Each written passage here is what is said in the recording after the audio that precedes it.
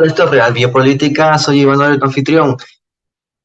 Esta portada es de la Nueva España. La verdad existe en libertad. Es una día. Vamos a ver la parte 22. Sabemos que los Borbones son una dinastía que entra en el año 1700 y tanto a España a gobernar, sustituyendo a los Austrias a través del pacto de familia y otras cosas más que quizás no caban a cuento aquí. Es bastante historia. Pero vamos a enfocarnos en masones amenazan a un rey. ¿Quién tiene más poder, el rey? Masones. ¿No? Vamos a ver.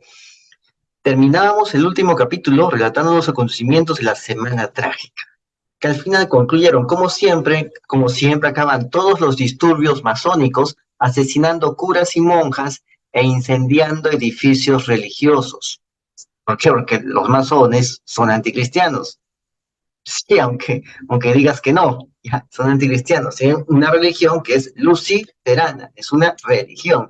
Aquí en Radio Jurídica hemos visto infinidad de religiones, la religión de Júpiter Capitolino, la religión de Baal, de Samash. Hemos visto un montón de religiones. Viéndolo así, es lógico que también los masones tienen su propia religión. Aunque te digan lo contrario, ¿no? Te digan lo contrario. Claro que te exigen que creas en un Dios, porque ellos ya tienen una religión. ¿Entiendes? Así. Pero un católico no puede ser masón.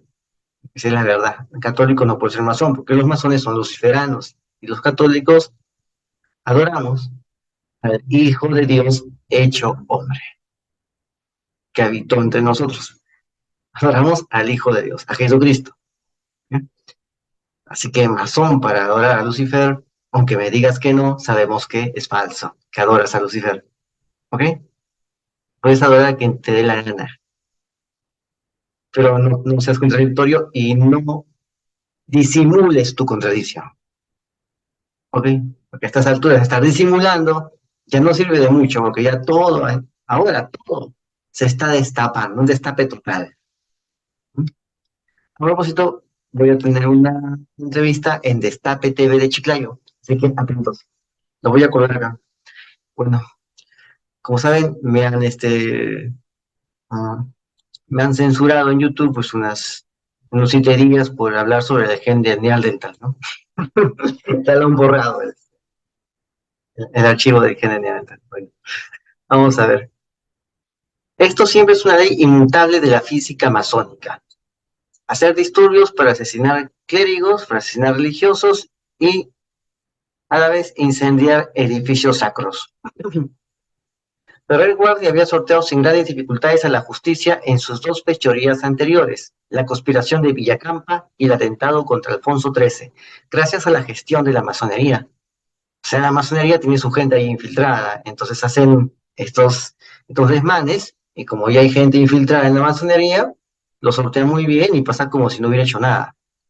No pasa lo mismo aquí en la política de Perú o de tu país, que hay gente que hace infinidad de fechorías y como si no hubiera hecho nada sale en la cara de la gente. Adivina por qué es. Bueno, pero la tercera fue la vencida y no pudo escapar de ser juzgado por sus responsabilidades en los grotescos acontecimientos de la Semana Trágica. Fue condenado y ejecutado el 13 de octubre de 1909. Qué bonitos números. 1909, 13 de octubre. Bueno, el año anterior a la ejecución de Ferrer, es el año 1908, la masonería, que no descansa en ninguna parte, llevó a cabo un atentado contra la familia real portuguesa. Aquí lo dice, la masonería atentó contra los gobernantes. ¿Qué más qué significa? Que también puede atentar contra los nuevos soberanos, porque el monarca es el soberano, pero en otros países no hay monarca. ¿Quién es el soberano? El pueblo. La masonería atenta contra el pueblo y se hace pasar por el pueblo. Eso es lo que está diciendo. Con esa misma lógica también haría lo mismo en países en los cuales no hay rey y el soberano es el pueblo. Entonces, atentaría con el pueblo, haciéndose pasar por el pueblo, quizás por algunos justicieros sociales. Bueno, eso pasaría, pues si pasó acá, puede pasar en otro sitio, pero con otra modalidad, ¿no? Tal como lo explica acá. Esta portada del viernes 13 de enero de 2023 de Nuestra España. Bueno, entonces, la familia real portuguesa son los Braganza. Los Braganza son unos derivados de la casa de Avis, que era también una casa bastarda, que reemplazó a la casa de Borgoña, que era la casa legítima. ¿Por qué eran bastardos? Porque no se sabe exactamente, no están seguros si son o no descendientes de rey. Porque en los papeles pues aparecen que provienen de línea paterna sucesiva, pero no hay pero la esposa de uno de estos linajes, uno de estos escalones generacionales del linaje, eh, no era la esposa legítima. Y en esos tiempos, pues no había exactamente un concubinato, no era como ahora que hay. También había baraganías, se dicen, pero si no era la esposa legítima, ¿qué te garantiza que esa esposa no estuvo con otro? Y el rey le sacó plata. Y de ahí vino este linaje. Porque hasta ahora pocos de ellos creo que se hacen este, pruebas genéticas, teniendo en cuenta que sus ancestros están enterrados. Los ancestros de hace 1000 años están enterrados en sus tumbas. Eso. Una vez pasó con el duque de Berry, que se supone era la línea paterna sucesiva de Corazón de León.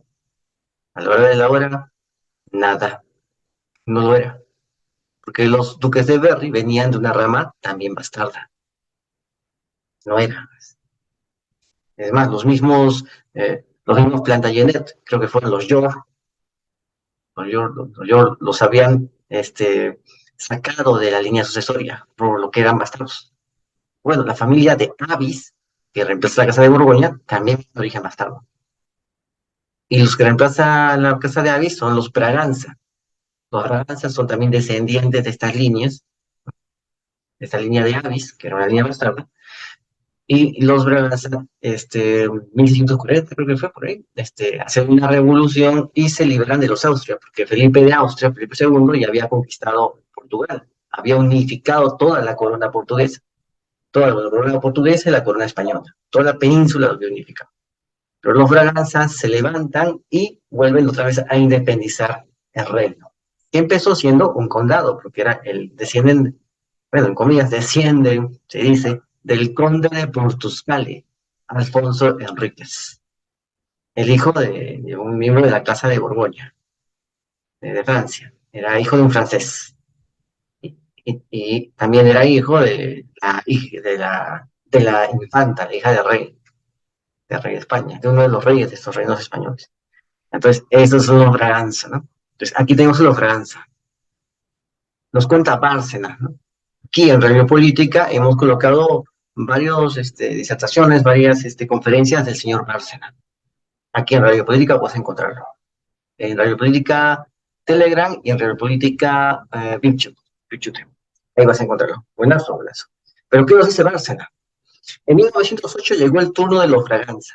El 1 de febrero fue el regicidio de Lisboa, en la Plaza del Comercio. Murieron asesinados Carlos I y su heredero, Luis Felipe, de 19 años de edad.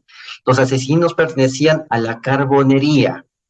La Carbonería era una sociedad secreta que, a pesar de su supuesta independencia, formaba parte de la estructura del Gran Oriente Lusitano Unificado 765. O sea, eran masones. Y a través de esta rama hacían actos terroristas. Bueno, eso fue en el año 1908. Ahí se está diciendo que suceda lo mismo ahora. Nadie te está diciendo eso. Solamente que esto pasó en el año 1908. ¿No? Por si acaso, vean esa nota que salió de este señor que era,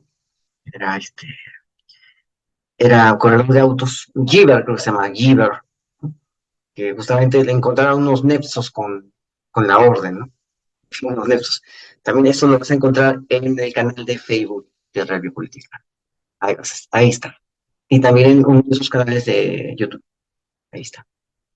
Una nota. Hasta Biceps también lo comentó la nota en el Gran Engaño. Sí, buenazo, buenazo. Bueno, solo resultó ilesa la reina Amelia, que viajaba en el mismo carruaje. La familia real no tenía la menor posibilidad de escapar con vida. 18 asesinos organizados en 3 grupos cubrían el recorrido hasta Palacio. Los primeros que tenían que actuar, Alfredo Costa, maestro, y Manuel Buica, o Bujica, sargento del ejército, ambos miembros de la Carbonería, cumplieron su cometido, aunque no lograron matar a todas las víctimas previstas. El menor de los hijos del rey, de 18 años, también resultó herido en el atentado. Sobrevivió al mismo, y días más tarde se convertiría en Manuel II. Pero su reinado, como era previsible, duraría poco.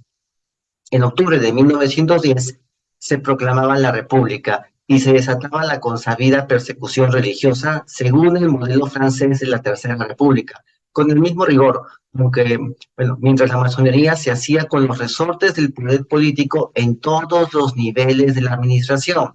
La República significa la cosa pública, la res pública, la cosa pública. Y en esa cosa pública se metían los masones. En la comisaría, en la fiscalía, en el Ministerio Público, en la gobernación, en la prefectura, todos los niveles de la administración.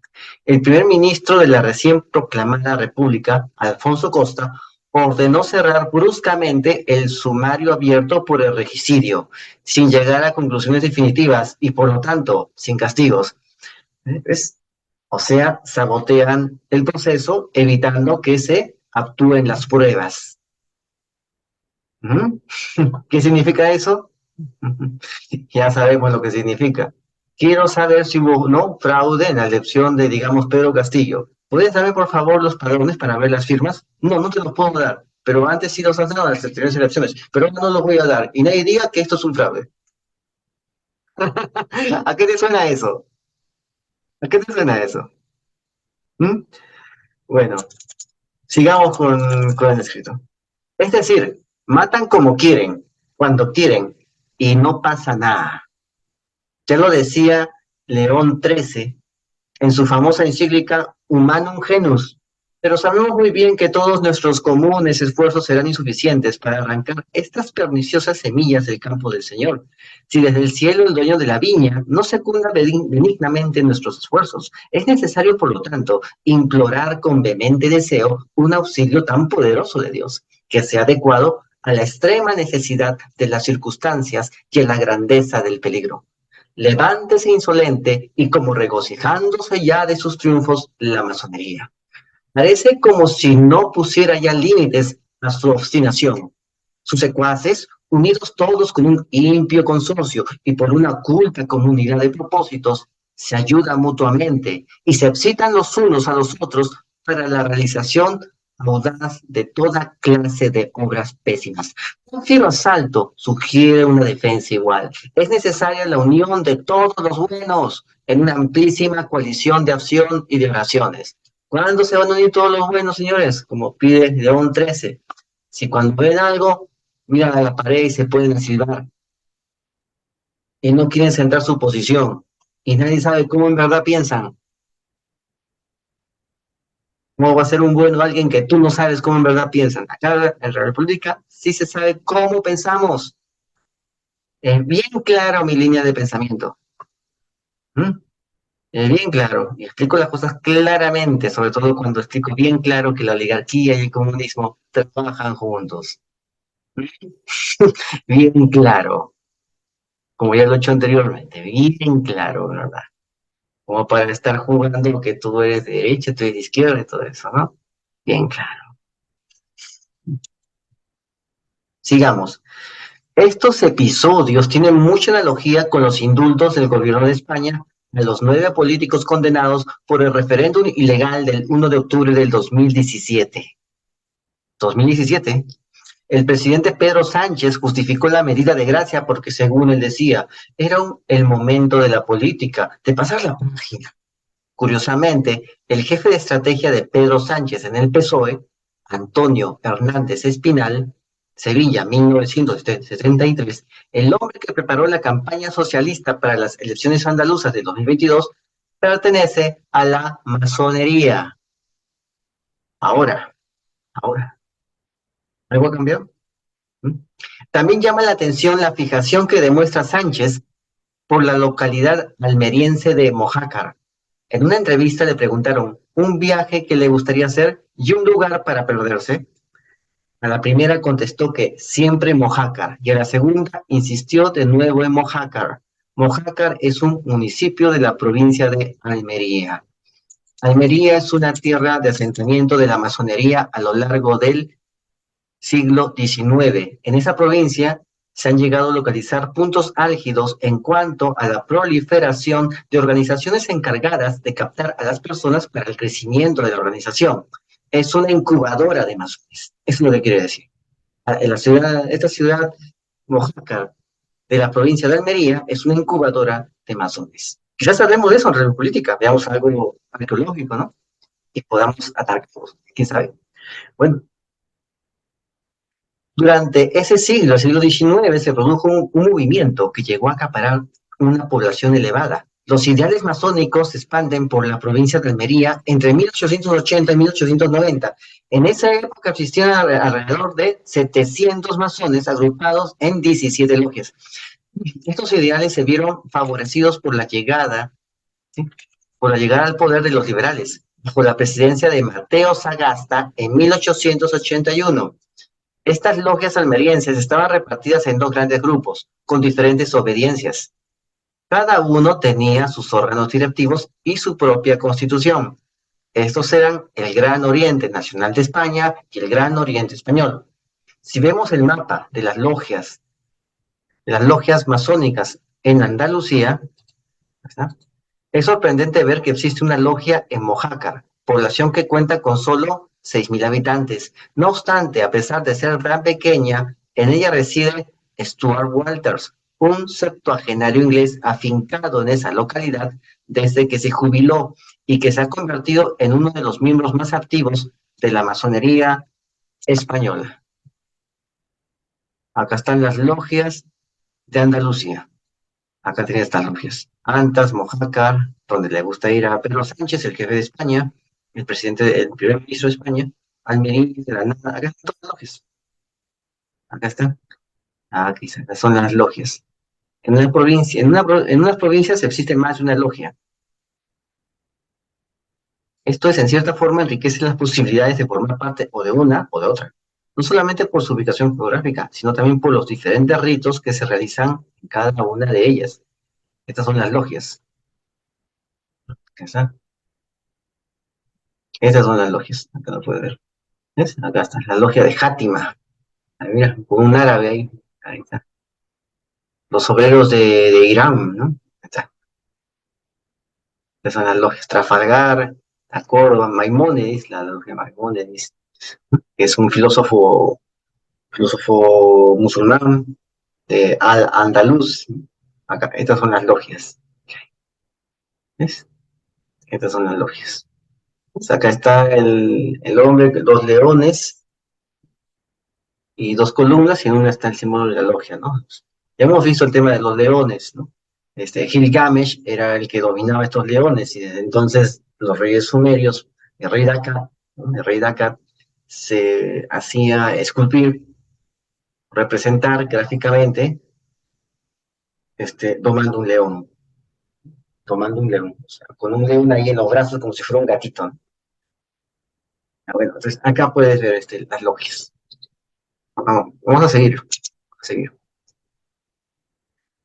Tras este inciso, retomamos la línea histórica del artículo y saltamos al 1911. Del 25 al 30 de junio del 1911 se celebró en Madrid el, 20, el 22, el 22º Congreso Eucarístico Internacional convocado por el Papa, para el culto a la Eucaristía y orientar la misión de la Iglesia.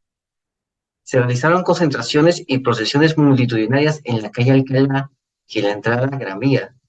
Ni qué decir que el Frente Anticlerical, formado por los liberalistas, socialistas y masones, trató de boicotearlo.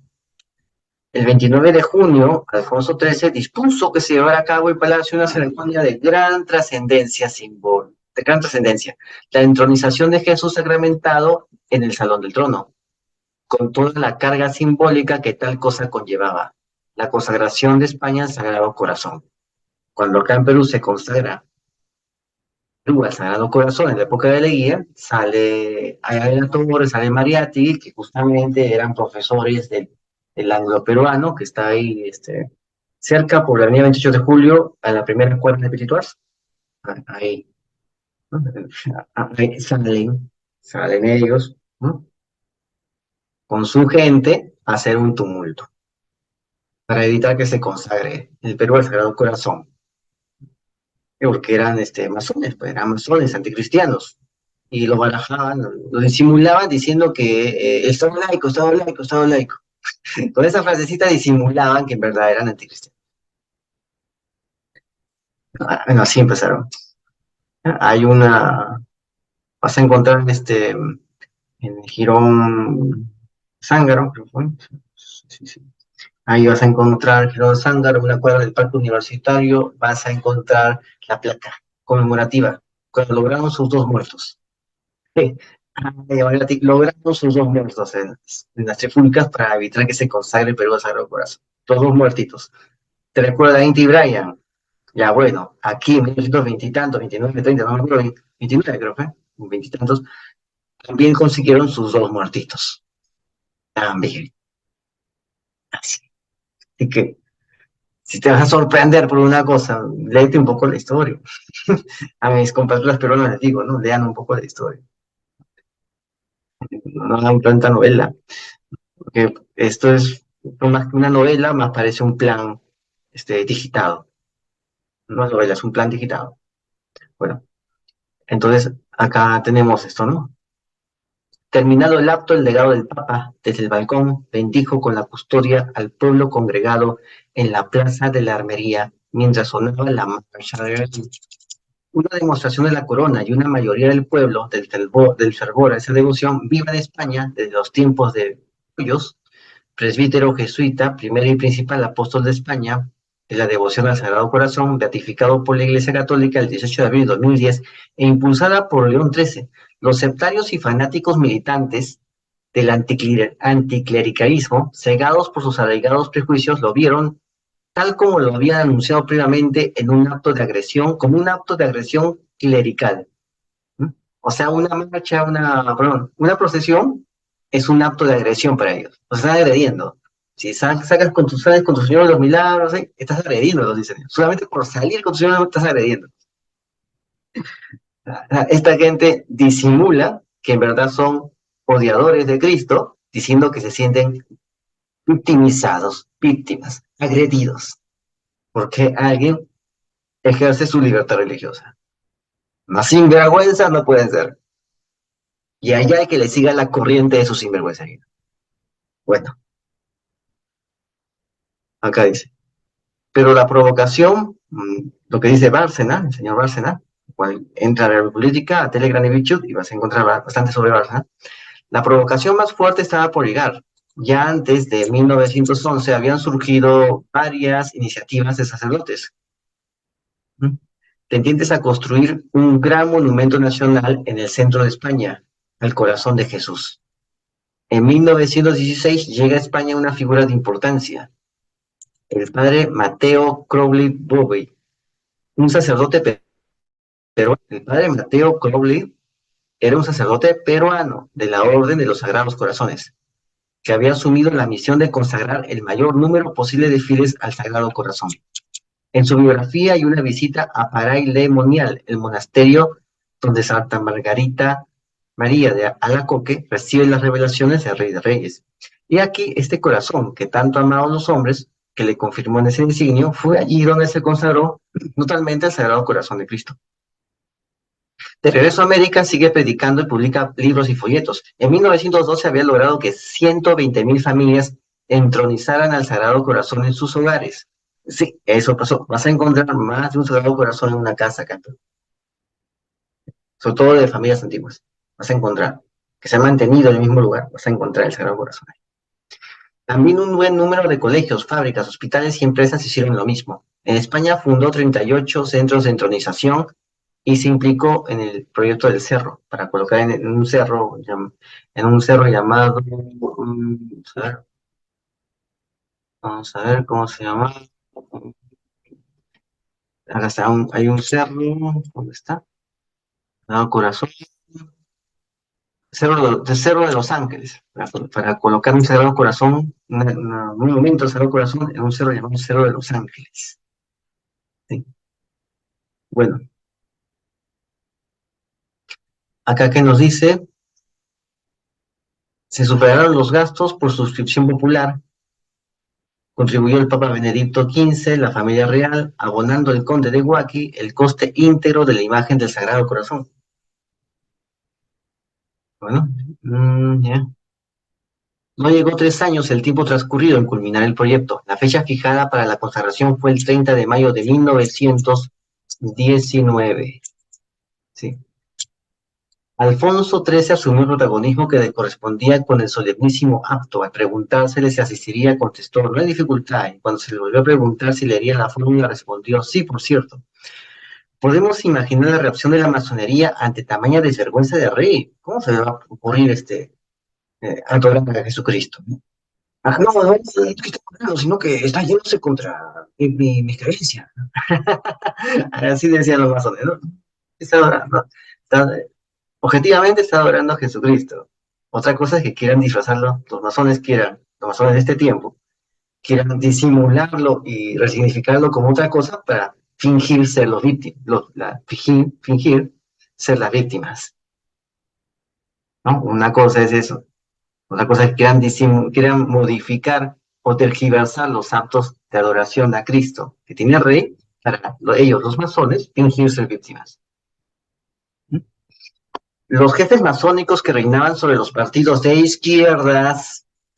¿Qué está haciendo la izquierda acá en Perú? Está moviendo gente, ¿no? Sobre todo gente que ni siquiera sabe por qué está marchando, que está pidiendo cosas irreales, cosas demasiado fantasiosas, cosas inviables, que no tienen nada que ver con desarrollo, progreso. ¿Mm? Ahí está.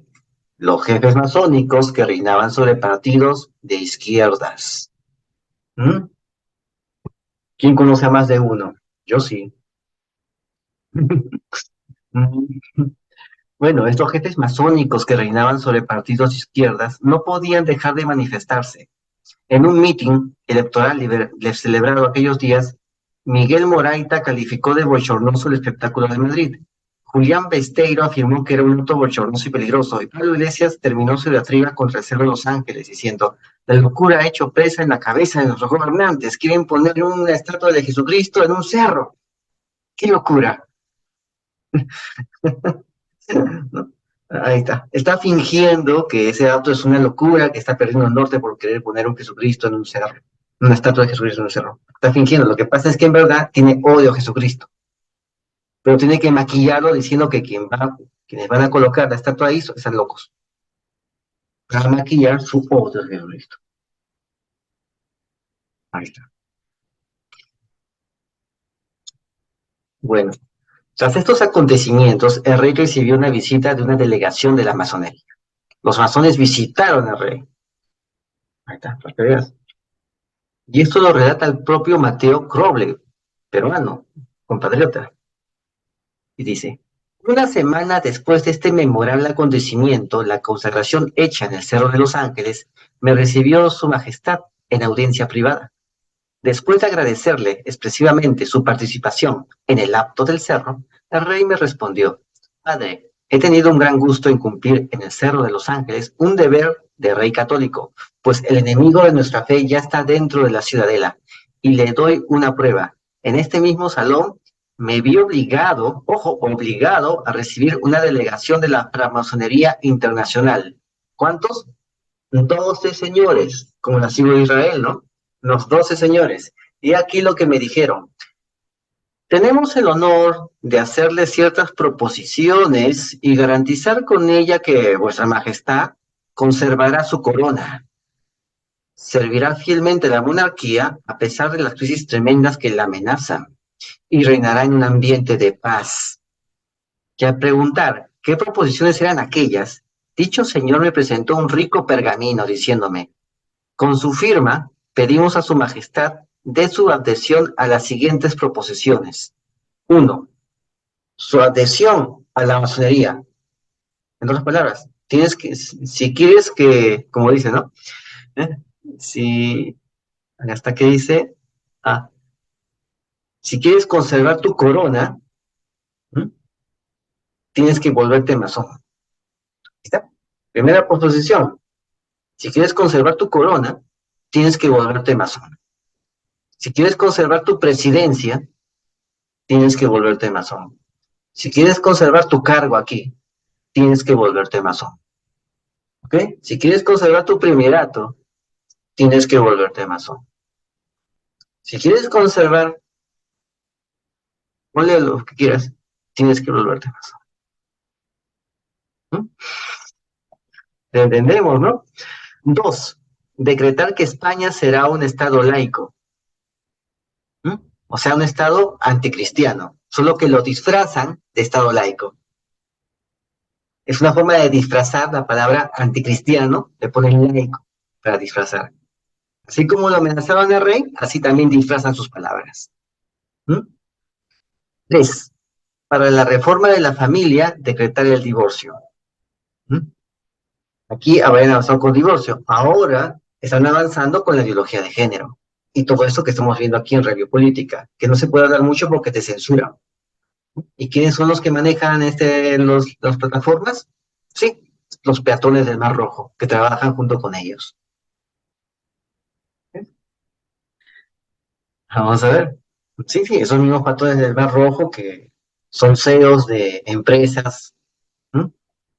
Que han hecho que pongas el hombro. ¿Ya? Eso.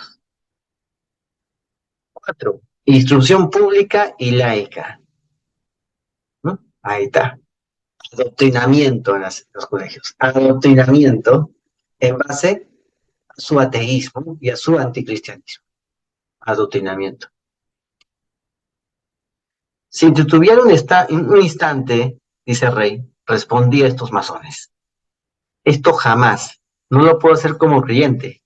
Personalmente soy católico, apostólico y romano, y como quisieran insistir, les despedí con una venia. Al salir, me dijo el mismo señor. El masón le dijo al rey: lo sentimos, pues vuestra majestad acaba de firmar su abdicación como rey de España y su destierro. El rey le dice: prefiero morir desterrado, repliqué con viveza, que conservar el trono y la corona al precio de la traición y la perfidia que me propone. Así le dijo al masón. No hace falta mucha imaginación para entender, aunque sea todo pasado, cómo y por qué se llegó más tarde, una vez que el rey se negó a ser masón y a seguir el programa de la masonería, se llegó a una guerra civil. Y darse cuenta de quiénes fueron los responsables de ese evento trágico de nuestra historia. Seguiremos contándolo en los próximos capítulos. Fue una guerra civil y el rey fue desterrado. Y acá te lo están diciendo, lo que pasó y lo que no se quiere contar mucho. ¿Mm? Así es. Esto lo vas a encontrar aquí. Así que ya entendemos de dónde va todo, ¿no?